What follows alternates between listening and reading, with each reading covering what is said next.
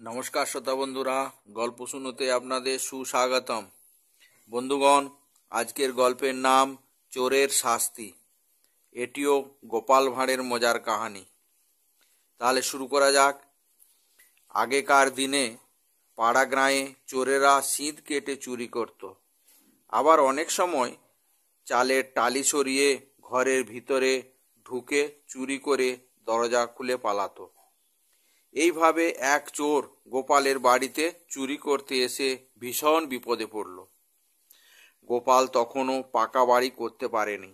সে বাস করত মাটির ঘরে, আর চালটি ছিল টালির তৈরি। কিন্তু মহারাজ কৃষ্ণচন্দ্রের প্রিয়পাত্র বলে চারিদিকে গোপালের নাম ছড়িয়ে পড়েছিল।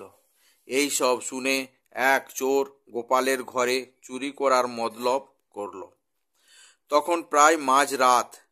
কৃষ্ণপক্ষ, চারিদিকে ঘুটঘুটে অন্ধকার। চোরটা চুপি চুপি এসে উঠল গোপালের টালির চালে। হঠাৎ শব্দ পেয়ে ঘুম ভেঙে গেল গোপাল গিন্নির। এদিকে চোরটা তখন ঘরের মধ্যে নামবে বলে একখানা টালি সরিয়েছে। গোপালকে ঠেলা দিয়ে আস্তে আস্তে ডেকে ঘুম ভাঙালো তার বউ।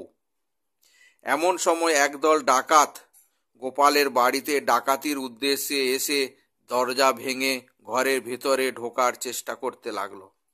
গোপাল তাড়াতাড়ি টাকা পয়সা ও গয়নাগাটি যা ছিল একটা পুডলি বেঁধে পিছনের দরজা দিয়ে বাগানে লুকিয়ে রইল।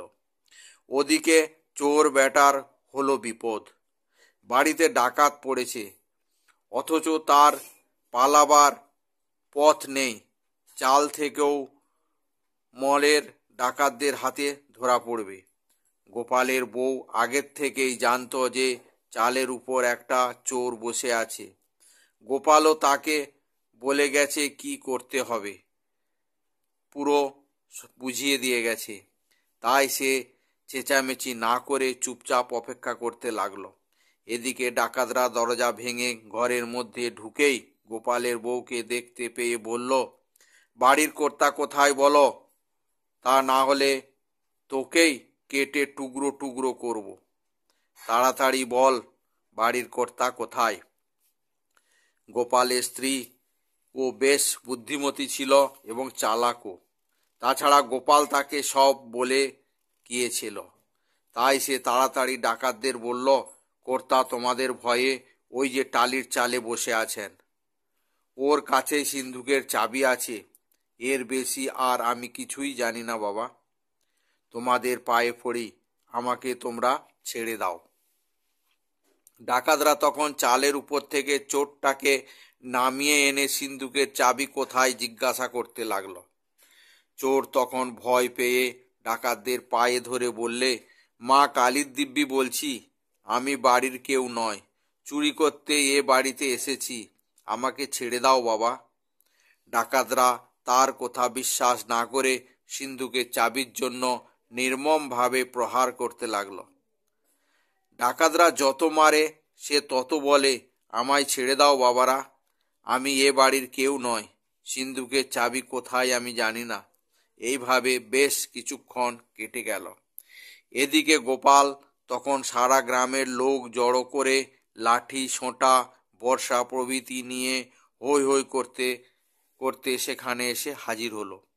এত লোকজন দেখে ডাকাতরা যেদিকে প্রাণ পালিয়ে বাঁচালো, কিন্তু চোর বেচারা পড়ে রইল মরার মতন।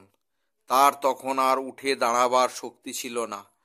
গোপাল যদি এসে না পড়তো তাহলে চোরটাকে ডাকাতরা মেরেই ফেলতো হয়তো। গ্রামের লোকজন তখন চোরটাকে মারতে যেতেই গোপালের বউ বললে, ওকে আর মেরো না, ওকে বাড়ির কর্তা সাজিয়ে আমরা এ যাত্রা ডাকাতদের হাত থেকে বেঁচে গেছি।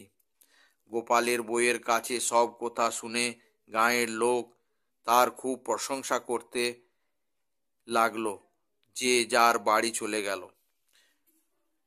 গোপাল আর গোপালের বউয়ের চোরটা সেবা শুশ্রূষা করে সুস্থ করলো। চোরটা তখন জীবনে আর কখনো চুরি করবে না বলে বাড়ি ফিরে গেল, এবং সেদিন থেকে সে আর কোনোদিন চুরি করেননি। তাহলে বন্ধুগণ, গোপালের ও গোপালের গিন্নির বুদ্ধি কীরকম কিছু না করেই চোরের শাস্তি দিতে পারল। কাহিনিটি কেমন লাগলো আপনারা কমেন্টস করে জানাবেন। ভালো লাগলে লাইক করবেন, শেয়ার করবেন। আজকের কাহিনী তাহলে এখানেই শেষ করছি। জয় হিন্দ, জয় ভারত।